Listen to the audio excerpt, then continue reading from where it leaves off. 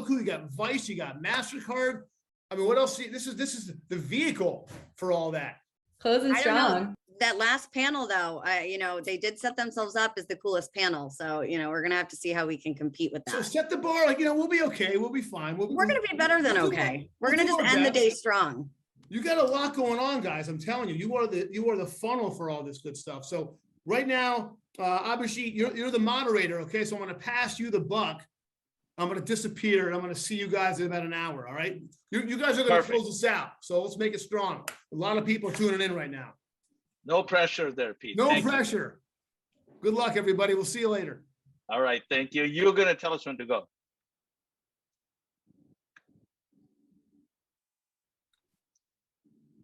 Looks like we're good. Looks like we're live. Hi, everybody. Welcome to the panel here. We're excited to have you with us. Let's start off with doing a couple of quick intros here. Shannon, you want to go first? Sure. Hi, everyone. You're on the left side of my screen. I'm Shannon Snow. I'm the director of entertainment at Facebook and Instagram. We cover everything from streaming media and some live music coming off that panel. We get a little bit into that world, as well as sports leagues, news and media, and focusing with them on their go-to-market strategies. So thrilled to be here. Thanks, Abhijit, for having me. You're welcome. Thank you for being here. Rachel? Hi, everyone. My name's Rachel Helfman. I am the head of the Creative Ad Solutions team, which is part of the new Roku brand studio, which I'm going to talk a lot about today. My team really focuses on building advertiser strategies rooted in insights to ensure that our partners, whether it's performance, or brand marketing, are meeting their goals and we're accomplishing what they need to meet their business challenges. So I'm happy to be here.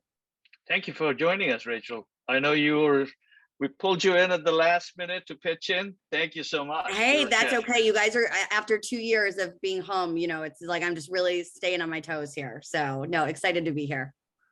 All right. Scott, the man with the coolest backgrounds ever. Yeah. Hey, everybody. I'm Scott Hendrickson. Greetings from Pennsylvania. Mentally, I'm in Key West, I think. But currently, I'm with Vice. I represent the role that I play is I run the TV and the Vice News World News business from a commercial standpoint. And prior to this, spent a lot of time working in e-commerce and other news publishers. But really excited to be here. And for anyone interested in exchanging ideas on rum cocktails or guacamole recipes, please hit me up after through LinkedIn or wherever else you might. Thank you, Scott, for joining us. Hi, everybody. My name is Abhijit Shome. I am VP of Digital and Social Marketing at Mastercard. I'm thrilled to be a panelist here, joined by incredible three folks here. So I'm going to be doing less of the talking so that you guys get more value out of this. So here we go. Let's get started. For our audience, raise your hand if you are tired of hearing about the impending apocalypse in marketing, the whole story saga that we started about 18 months ago. Cookies are dying. I don't know about you, but I am a bit tired of hearing Google's bad, Apple's bad, marketing is ended, collect first party data. It seemed like we went through a lot of those for a period of 18 months. Guess what, folks? It's been 6 months since IDFA masking went live. Not a single small business has gone under for this reason yet, to the best of my knowledge. Maybe you know different. Marketing is still around, right? And guess what?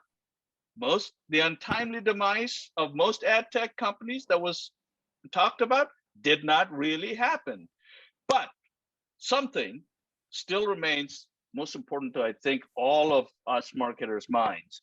In a world where the barrier to entry for competition is at its all-time lowest, the only thing or the most important thing that we can do for our companies is ensure that our brand proposition remains at its peak. That is what's going to give us sustainable advantage and stop us from going down into, playing game of 10% down and so on, all the way spiraling to the bottom, right?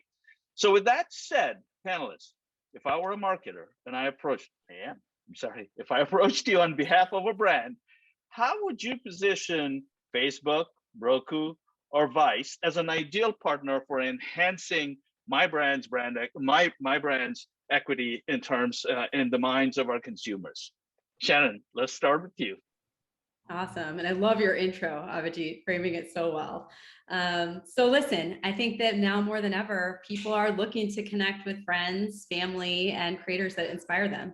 I know for me, over the last 18 months in the pandemic, I relied more on Facebook, Instagram, and WhatsApp to stay in touch with family through the pandemic, especially when I couldn't travel to see loved ones.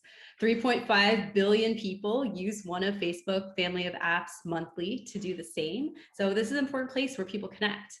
I think what people may not know is that video actually accounts for half the time now spent on Facebook. And this is not just social video, but it's also longer online video that is surfaced from family and friends and brands that interest you. And so it's a really unique place where people can come to connect with brands and each other through video.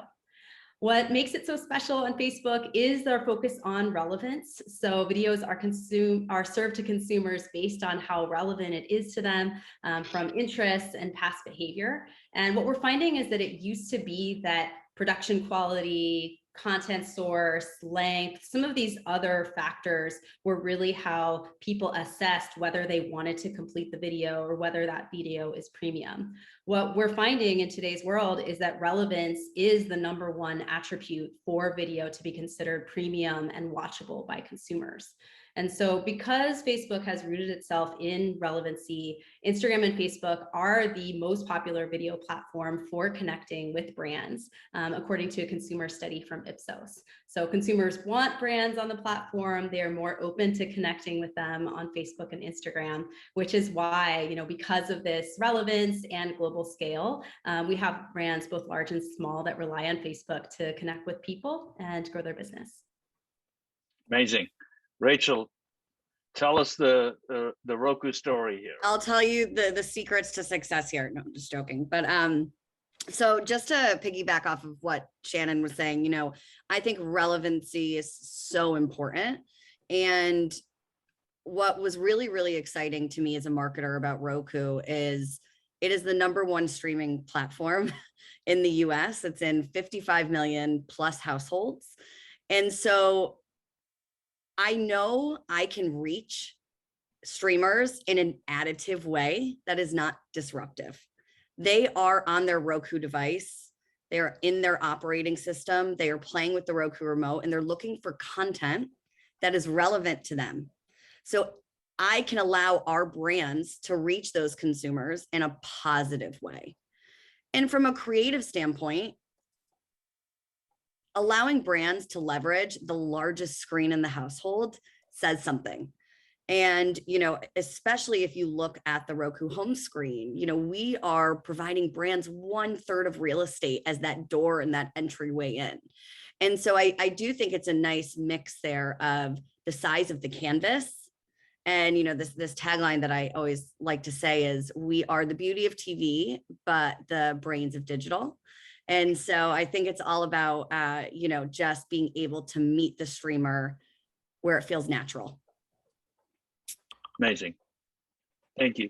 Scott, tell us how Vice is delivering on this side of helping brands continue to enhance their value prop. Yeah, sure, absolutely. I mean, I think one thing that's unique with Vice compared to a number of other publishers is the broad swath of channels that we have access to. So a lot of people know us as a digital publisher, but we also have a TV network that we leverage as well. And so across all of our different channels, regardless of what it might be, we look at it as though advertising is but a form of persuasion, and to persuade means you need to be relevant. You need to be able to truly connect with that audience, and the relevance is but a result of the role that your brand plays in culture, right, and in the lives that your brand plays with specific consumers. So how we blend together art and science and marketing is the key to our collective success. Because ultimately the best creative needs the best data. The data needs creative. It's not just a one point solution. And for 30 years, Vice has been that predictive engine of culture.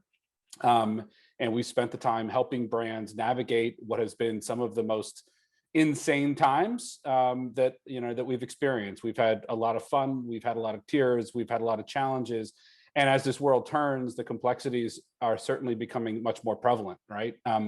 what was once viewed as a target audience of I want to reach 18 to 34-year-olds, right, is now broken down into communities, right? And several communities, all that have their own identity, their own nuances, and to be relevant, right, and to understand those folks, to do more than just reach and to really truly engage them and partner with them, you need to be able to, have both the data, that is fueling both the understanding to produce the content and to do the targeting on top of it, and then also to measure your impact.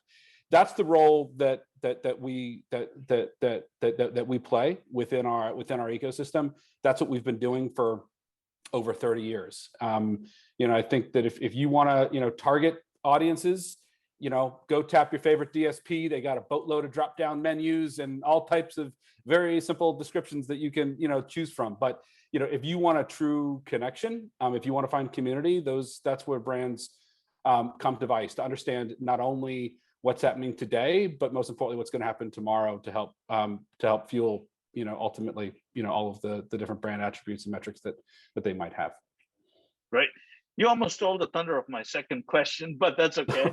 We'll get buddy. into it, because you're talking about something that's really, really important, right? It's about targeting. It's about precisely reaching the right people at the right moment, etc. In light of all of the changes that are happening, talk a little bit, and Scott, let's start with you guys, because you've got an interesting value prop. This is an easy one for Shannon, so I'll come to you last, Shannon.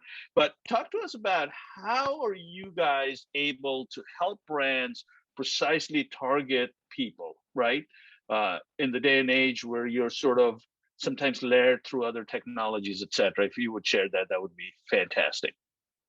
Yeah, sure. I mean, lots of conversation. I mean, you kind of opened it up earlier in the conversation, talking about death of third-party cookies, and the challenges that marketers will have, can have, will have, should have, would have, I don't know, you name it, on how they engage. All the changes that are happening in the ecosystem, the benefit is to the publisher.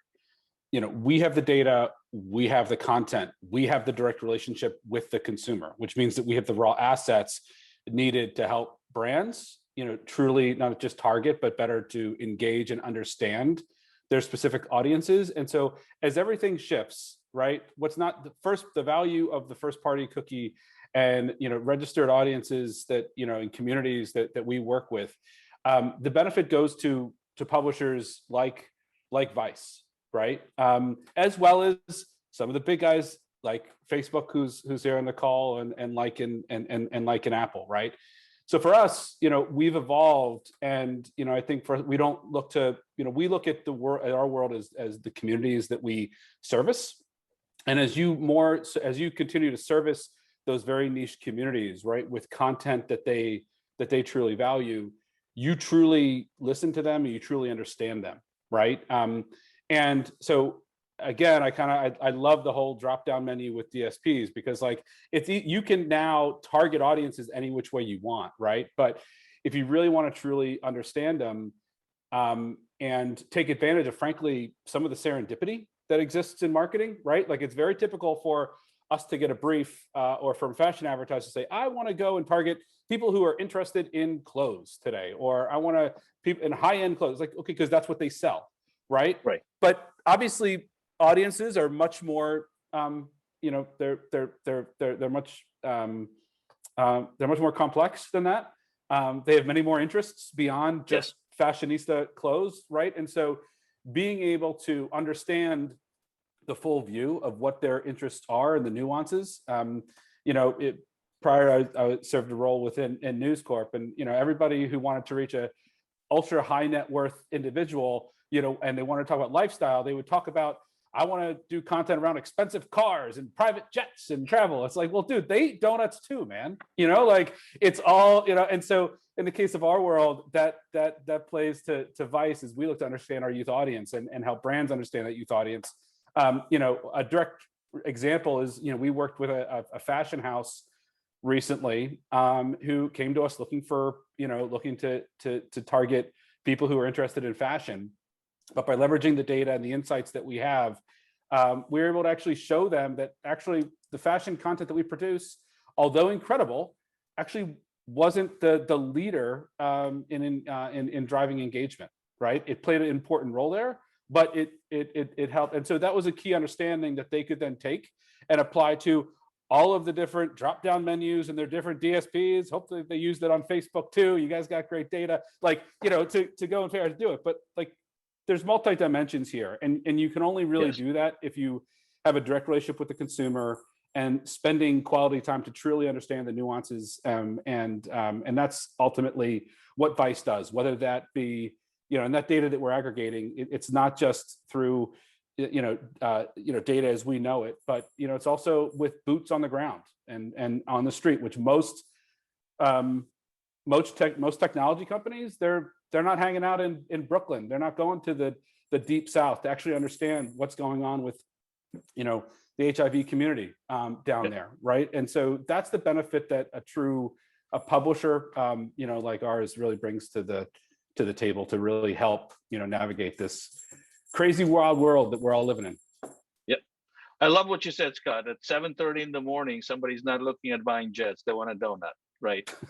at another time of the day, maybe, yeah. So we'll talk about it. Fantastic stuff, Rachel. 55 million households. I did not know that. That's a mind-blowing number for Roku. You got scale, no question. No question. How do you get precision? So the nice thing about streamers just in general is, as I referenced earlier, they're already seeking out the content that, you know, they are interested in or passionate about. Streaming has never had to rely on third-party cookies. And so the shift in the industry in terms of targeting is not something that we believe is going to have a shakeup at all about what we currently offer and how we target. You know, we have so many different targeting levers from first-party data that we can pull, anything from demographics to content affinity, which obviously we know a lot about. And another really cool tool is we have an audience profile tool. And so we're able to actually see a lot about who is this person that's leaned into this content. Again, it all goes back to an opt-in experience, right? And so being additive to that viewer's journey on their Roku device and not relying on third-party targeting that we might feel intrusive or not accurate at all times. So we truly just rely on what we know about the streamer through our first-party metrics. Great, awesome.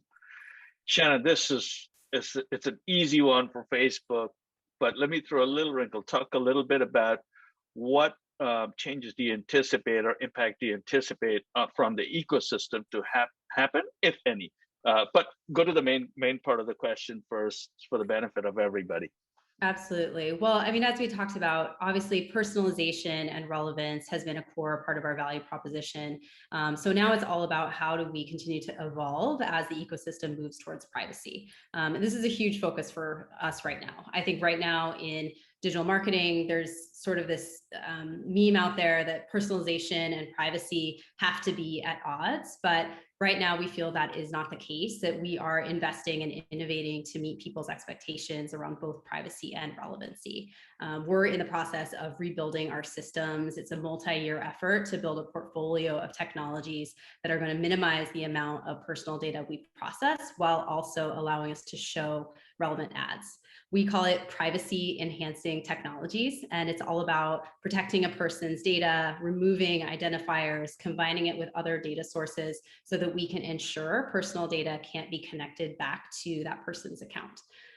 So a couple of examples of technologies we're investing in. One is multi-party computation. This can be used to deliver campaign performance without revealing anything definitive about an individual. And another is on-device learning. This is training an algorithm with insights that are processed right on your device without sending any data to a remote server or cloud. And by understanding patterns in the data, that on-device learning can enable us to reach really relevant audiences without Facebook ever seeing that data.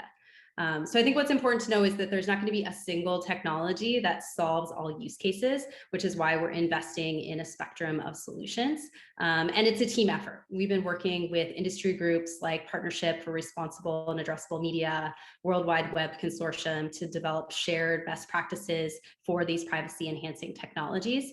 And we're super grateful. There are already companies that are working with us to pilot and give feedback on these new solutions so that we can kind of retain this personalization while also creating the privacy first future of the internet together.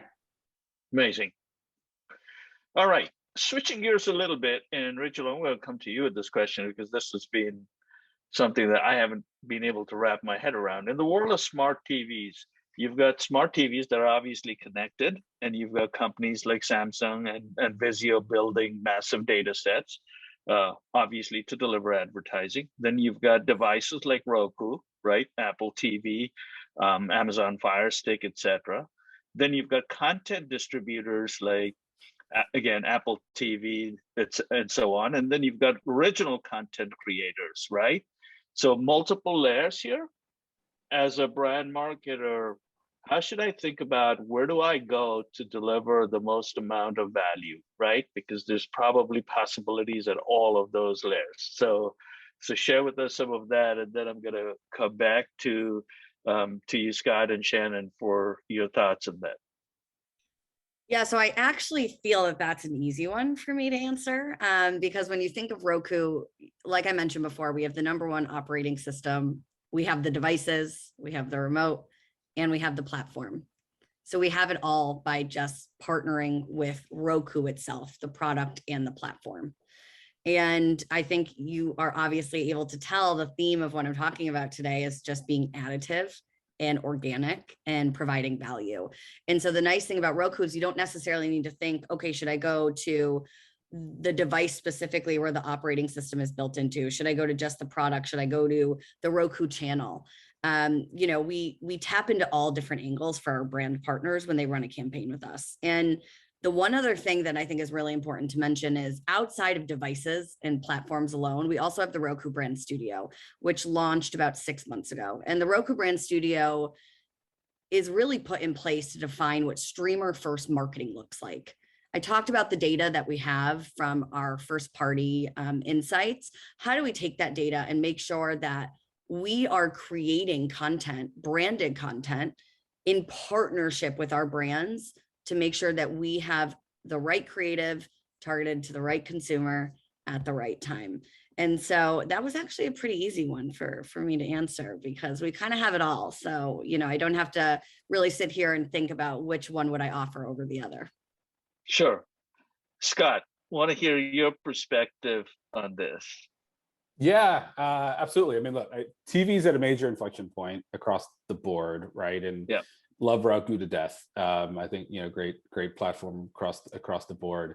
I think that there's, how we leverage our channels. I mean, specifically Vice TV is an example where, in good old fashioned linear, we've actually found success and we found growth when across the board linear, hasn't. And that's ultimately because, again, we're maybe super focused on our community. If I haven't, if I haven't referenced that before, but obviously, but the role of the publisher, the role of the creator, I don't think has ever been more important. And so I look at whether you're going to work with a Wall Street Journal on one extreme or maybe Vice on another. I think publishers and the creators, they allow you to, look at distribution channels agnostically, versus only being beholden to a 55 million household that maybe Roku might have, or, another channel that, another path. It's, you could look at who the community is and you can engage them, across all of that. And that to us is most important because you're then using the data to follow the consumer versus being reliant on choosing a device or a content aggregator. One example recently, which I couldn't be any prouder of, and it's been the highlight so far of the time that I've spent here at Vice, was we produced a documentary focused on the 40th anniversary of HIV. And when you think about HIV, people are like, wait, 40th anniversary, what does that mean? We didn't appreciate that. I spoke to a number of people who are in the pharmaceutical community, and they were asking me, when is it and what is it? And these are people who obviously care a great deal about it. And so, we produced content that this documentary lived across all of our channels. It wasn't just linear, but we pushed it across linear, digital, and social. And what we found was that powerful content, it resulted in tears. I mean, we had the communities that we served in producing that content, the allies of that specific community, was absolutely profound. People called us, in different groups, they were crying, telling us how proud they were of it and how much it moved them. And to us, that's what matters, right? And I think that you can only truly produce that and align with that content if you're working with the content creator directly, right? That's the content that wins Emmys. That's the content that changes hearts and minds. That's, the beneficiary of that was the brand that we helped align with that really powerful content. And you're not going to do that, with, going, in big, DSP type buys. It doesn't matter